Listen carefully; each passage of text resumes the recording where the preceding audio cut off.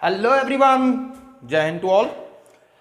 मैं हूं Prince sir और हम लोग मिल रहे हैं अपने छोटे से प्यारे से बढ़िया खूबसूरत सा चैनल बूम बूम फिजिक्स पर। जैसा कि आप लोग जानते हैं हम लोग एप्लीकेशन पे लाइव क्लासेस भी चला रहे हैं, ठीक है। और लाइव क्लासेस में हम लोग फर्स्ट चैप्टर और सेकंड चैप्टर दोनों चैप्टर हम लोगों ने खत्म कर रखा है लगभग, और तीसरा चैप्टर हम लोग एप्लीकेशन पे शुरू किए हैं। बट बहुत लोगों की डिमांड के कारण से हम लोग तीसरा नंबर जो चैप्टर है वो हम करेंगे क्या कि यूट्यूब पे भी स्टार्ट करेंगे। थोड़ा सा 11th संबंधी, फर्स्ट ईयर संबंधी हम आपको सूचना देना चाहते हैं कि फर्स्ट ईयर का भी हम लोगों ने बैच एप्लीकेशन पे स्टार्ट करके रखा है। सो अगर आपके इर्द गिर्द आपके शागिर्द 11th क्लास के बैचेज में अपना इनरोलमेंट कराना चाहते हैं तो मेरे व्हाट्सएप नंबर पर संपर्क कर सकते हैं। जो मेरा व्हाट्सएप नंबर है जैसा कि आप लोग जानते हैं 7808205791। आप इस पर कॉल भी कर सकते हैं और 11th क्लास के सिलेबस के बारे में हम लोग बात कर सकते हैं इस पर। चलिए आज हम लोग करने वाले हैं बात चैप्टर 3 के बारे में। चैप्टर 3 और इस चैप्टर का नाम है करेंट इलेक्ट्रिसिटी। करेंट इलेक्ट्रिसिटी, जाना पहचाना नाम लग रहा है सर, नाम तो जाना हुआ लग रहा है। 10th क्लास में पढ़ा था सर बोर्ड में, ठीक है। 10th क्लास में पढ़ा था सर। उसके बाद एक और चीज देखा था हमने कि क्वेश्चन भी हम लोगों ने बहुत अच्छा न्यूमेरिकल करना सीखा था। चार्ज कैसे निकालते हैं, करंट कैसे निकालते हैं, रेसिस्टर को कैसे जोड़ते हैं, बहुत आसान सवाल मिलता है। कुछ कॉन्सेप्ट है जो हम आपको सिखाएंगे और फिर सवाल करना सिखाएंगे। तो सबसे पहले मैं बता दूं करंट इलेक्ट्रिसिटी के बारे में है क्या। देखो चार्ज के बारे में तो सब कुछ जानता है। ये क्यू क्या है, आप लोग फर्स्ट चैप्टर और सेकंड चैप्टर में पढ़ा था हम लोगों ने। चार्ज के बारे में ही हमने पढ़ा था। बेसिकली चार्ज जो है ये दो कंडीशन में हो सकता है। फर्स्ट, चार्ज रेस्ट में हो सकता है। What happens when charge is in rest? What happens when charge is in rest? तो सर चार्ज अगर रेस्ट में होगा तो अभी तो पूरा का चैप्टर 1 हमने वहीं पढ़ा, चैप्टर 2 भी चार्ज को रेस्ट में कंसीडर करके ही पढ़ा, और इसी दोनों चैप्टर को मिला के हमारा एक खूबसूरत सा टॉपिक बनता है जिसका नाम आप इलेक्ट्रोस्टैटिक्स देते हैं। बहुत बढ़िया। फिर चार्ज अगर रेस्ट में ना हो तब क्या होगा सर? चार्ज अगर रेस्ट में ना हो मतलब चार्ज चल रहा होगा। चार्ज चल रहा होगा तो क्या होगा? What happens when charge in motion. अब मोशन में भी भाई, मोशन हम आप 11th क्लास में पढ़ाए, मोशन दो टाइप का होता है। एक जो होता है ऐसे होता है, इसके पास वेलोसिटी कांस्टेंट है, ना ही हम अपना वेग बढ़ा रहे हैं वेलोसिटी को, ना ही वेलोसिटी को घटा रहे। मतलब कि एक हो गया यूनिफॉर्म वेलोसिटी, यूनिफॉर्म वेलोसिटी, और दूसरा हो गया भैया एक्सेलरेटेड। ठीक है, दूसरा हमारा क्या हो गया, शॉर्ट में लिख देते हैं हम एक्सेलरेटेड मोशन। ठीक है, इसमें क्या होता है, acceleration is equal to 0, but इसमें acceleration is not equal to 0। तो जिस में चार्ज यूनिफॉर्म वेलोसिटी से चलता है वहां पर करंट इलेक्ट्रिसिटी क्रिएट होती है। ये बात को है ना जेहन में बिठा लेना, वहां पर करंट इलेक्ट्रिसिटी क्रिएट होती है। और जहां पर एक्सेलरेटेड मोशन होता है चार्ज का, वहां पे इलेक्ट्रिक करंट के साथ साथ मैग्नेटिज्म की भी चीजें आ जाती हैं, और उस ब्रांच को हम लोग इलेक्ट्रोमैग्नेटिज्म बोलते हैं। जो कि आगे वाले जो है ना, आगे वाले टॉपिक्स में हमको मिलेंगे। आगे वाला ब्रांच जो पढ़ना है हमको इलेक्ट्रोमैग्नेटिज्म ही पढ़ना है, ठीक है। सो इतना टेंशन में नहीं आना, ये सारे टॉपिक्स हमको पढ़ना है। तो अभी जो हम लोग बात करेंगे चैप्टर 3 में, वो चैप्टर 3 में हम लोग चार्ज को मूव कराएंगे, और वो भी यूनिफॉर्म वेलोसिटी से, यानी कि मोशन जो होगा चार्ज का यूनिफॉर्म होगा। ठीक है, नोट कर डालो इसको जरा जल्दी से, तो तुरंत नोट कर डालो भैया।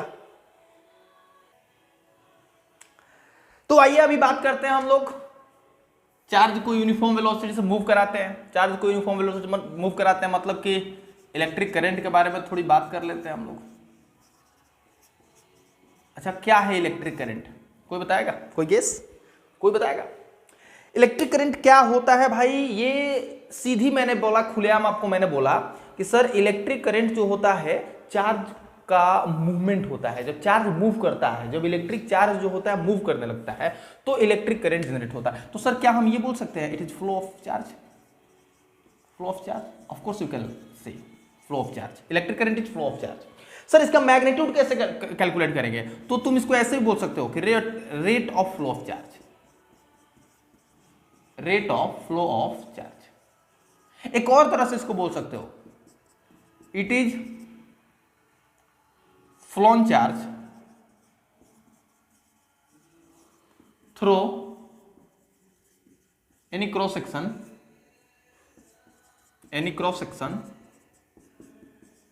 In unit time. Unit time में किसी क्रॉस सेक्शन किसका होगा? क्रॉस सेक्शन किसी कंडक्टर के बारे में बात कर रहा हूं। किसी भी क्रॉस सेक्शन से यूनिट टाइम में जितना चार्ज फ्लो करके जाएगा हम उसी को बोलते हैं इलेक्ट्रिक करंट। ठीक है, थोड़ा इसको हम एक कंडक्टर का फॉर्म देते हैं। ये एक कंडक्टर है और ये इसका एक क्रॉस सेक्शन है। ठीक है, इस क्रॉस सेक्शन से क्यू चार्ज गया टी टाइम में। ठीक है, तो हम क्या इक्वेशन बनाएंगे यहाँ पे? Since time is T, current is charge is Q, यानी कि टी टाइम में कितना चार्ज आ रहा है टी, हमको यूनिट टाइम में चाहिए। तो यूनिट टाइम के लिए तुम क्या करोगे? Q by T. तो यहाँ से मालूम चला कि sir I is equal to Q by T. हम बताना आपको थोड़ा सा वो हो गया कि इलेक्ट्रिक करंट को भैया कहीं कहीं बड़ा आई से दिखाया जाता है तो कहीं कहीं छोटा आई से भी दिखाया जाता है, तो दोनों में से किसी भी चीज से दिखा सकते हो तुम। सो यहाँ से मालूम चला कि sir electric charge current is equal to कितना? Q by T. Electric charge by time. घर पे रहना, बहुत ज्यादा कोरोना फैल रहा है, ठीक है ना, सवाल करते रहो घर पे बैठ के मजे से। क्या सर पढ़ने में मन लगेगा? इतना दिन भर कितना पढ़े, घर से बाहर भी नहीं जाना, कल से लॉकडाउन भी लग रहा है। ठीक है, 15 तक। तो इसका यहाँ से आई बराबर क्यू बाई टी से तुम यहाँ से चाहो ना तो बहुत सारी चीजें निकाल सकते हो। जैसे यूनिट डायमेंशन की बात कर रहे हैं हम लोग, यहाँ से यूनिट देखो तो जरा, यूनिट डायरेक्ट एसआई यूनिट की बात करेंगे तो एसआई यूनिट में क्या देखोगे? ये इसका हो गया कूलम और इसका हो गया सेकंड, तो कूलम पर सेकंड। क्या हो गया? Coulomb per second. ये तो इजी वाले सारी चीजें चल रही है, मजा आ रहा है सर। छी इतनी गंदी गंदी चीजों पे तुमको मजा आ रहा है। एम्पियर, ठीक है, क्या इसका एसआई यूनिट क्या हो गया? एम्पियर हो गया। तो हम बोल सकते हैं कि करंट का एसआई यूनिट क्या होता है? एम्पियर होता है। किसे डिनोट करते हो उसे? ओके, डायमेंशन कुछ याद आ रहा है? यस सर, फर्स्ट ईयर के याद आ रहा है कि सर इसका आई भी होता है डायमेंशन, या फिर आप इसको ए भी लिख सकते हो क्योंकि ये फंडामेंटल क्वांटिटी है। Electric current is fundamental quantity. ठीक है, remember always electric current is fundamental quantity. ठीक है, ओके, तो ये नोट कर डालो, अगर तुम लोगों ने नोट कर डाला हो तो करो नोट। चलो फिर यहां से तो हमने इतनी सारी चीजें देख ली है कि करंट क्या होता है, करंट का फॉर्मूला क्या होता है। देखो अब इलेक्ट्रिक करंट में क्या है ना कि दो चीजें तुमको दो तरह से सवाल कैलकुलेट करने के लिए दे सकता है इलेक्ट्रिक करंट में, वो दोनों चीज दिखा देते हो तुमको। इलेक्ट्रिक करंट में दो तरह से, एक तुमको दे सकता है एवरेज करंट कैलकुलेट करने के लिए। ठीक है, एवरेज करंट कैलकुलेट करने के लिए पूछ सकता है, तो दूसरा पूछ सकता है इंस्टेंटेनियस पूछने के लिए, इंस्टेंटेनियस करंट कैलकुलेट करने के लिए। तो दो तरह का तुमसे करंट कैलकुलेट करने के लिए पूछ सकता है। एक पूछ सकता है तुम्हारा एवरेज करंट और दूसरा पूछ सकता है तुम्हारा इंस्टेंटेनियस करंट। देखो एवरेज करंट अगर तुमको निकालने के लिए कहे आई एवरेज, तो सिंपल सा चेंज इन चार्ज, बड़ा क्यू से भी दिखा सकते हो बट हम लोग छोटा क्यू करा तो छोटा क्यू से चेंज इन टाइम। ठीक है, सो आई एवरेज का फॉर्मूला ये रहा। बट इंस्टेंटेनियस निकालने के लिए कहे तो तुम तो हम लोग पढ़ते आ रहा ना 11th क्लास से, इंस्टेंटेनियस स्पीड कैलकुलेट करना है, इंस्टेंटेनियस वेलोसिटी कैलकुलेट करना है, तो डिफरेंशिएशन का यूज किया करते थे हम लोग। तो आई इंस्टेंटेनियस के लिए हम लोग क्या इस्तेमाल करेंगे? D Q by D T. ठीक है, ये दोनों चीजें आप दिमाग में बिठा के रखोगे।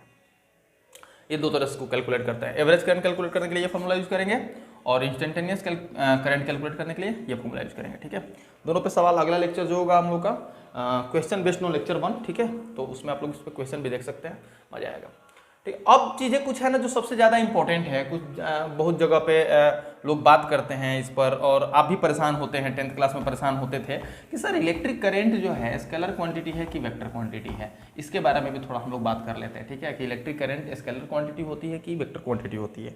अच्छा, जहाँ तक हमको ध्यान है, मैंने जब वेक्टर पढ़ा रखा था आपको तो मैंने बताया था कि स्केलर क्वांटिटी वो होती है जिनके पास केवल मैग्नीट्यूड होता है, डायरेक्शन नहीं होता है।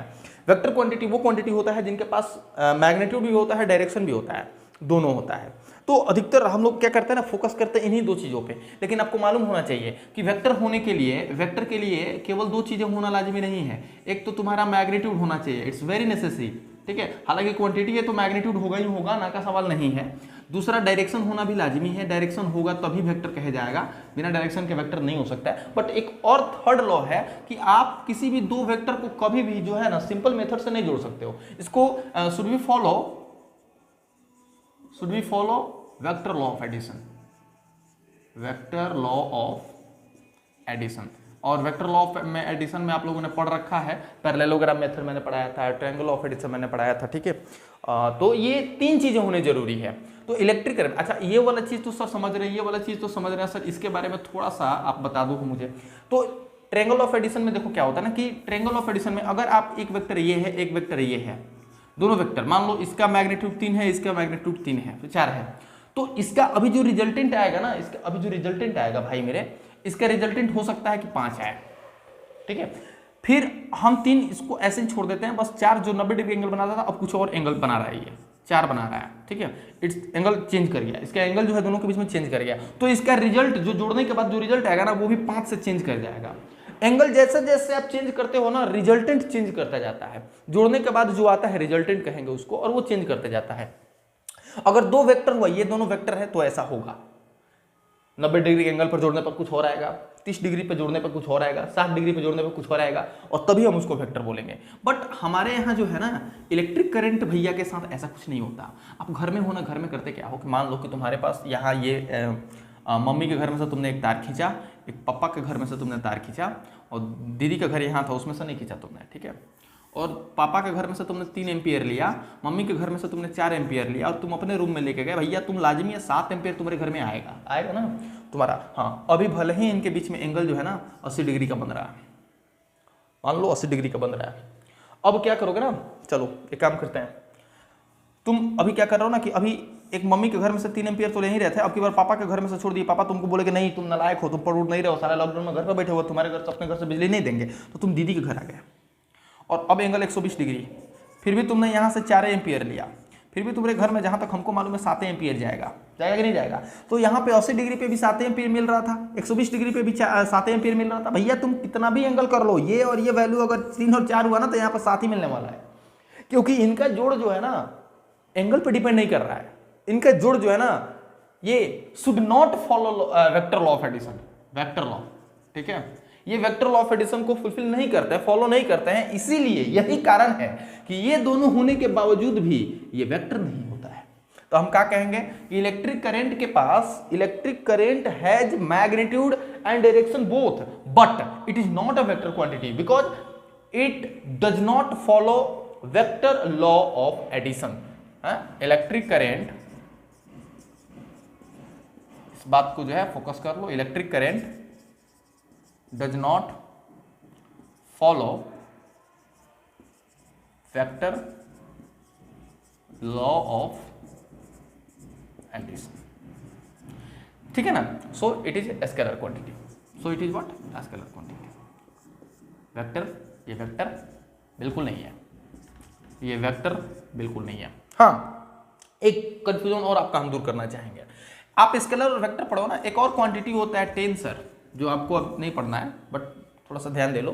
जैसे प्रेशर, प्रेशर जो होता है ना टेंसर क्वांटिटी होता है, उसी तरह हम क्या है ना कुछ चीजों को स्केलर और वेक्टर, एक तरह से कहो ना कि स्केलर और टेंसर जो है ना एक ही प्रजाति के ना जुड़वा भाई हैं, ठीक है। स्केलर और टेंसर जुड़वा भाई हैं, इनका अपना डेफिनेट डायरेक्शन नहीं होता है, लेकिन जिधर ले जाओ अगर अपना खुद से डायरेक्शन बना लेते हैं ये, ठीक है। जहां जाएंगे ये एडजस्ट करने वाले, एडजस्टमेंट में बड़ा माहिर होता है टेंसर क्वांटिटी। जैसे यहां पर करंट की बात वही है, तो अगर तुमसे कहे कि इलेक्ट्रिक करंट इज, अगर तुम्हारा सवाल हो electric current is A number scalar, B number vector, C number tensor, tensor और डी नंबर नॉन, तो हम कहेंगे कि ऐसे कंडीशन में तुम टेंसर मारना। ऐसे कंडीशन में जब तुम्हारे पास स्केलर, वेक्टर और टेंसर तीनों दिया हुआ तो तुमको टेंसर क्वांटिटी पर साइन करना है, क्योंकि it is tensor quantity. But अगर तुम्हारे पास टेंसर क्वांटिटी ऑप्शन में नहीं दिया हो तो तुम स्केलर टिक करना, ठीक है। If tensor is not given then scalar quantity पर क्लिक करना, ठीक है। कोई दिक्कत भाई मेरे, नोट कर लो इसको। और इस पर का सवाल जो है हम लोग उसको भी करते हैं, जरा इसको नोट कर लो।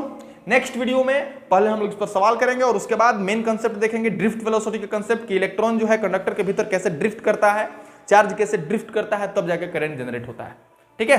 तब तक के लिए धन्यवाद।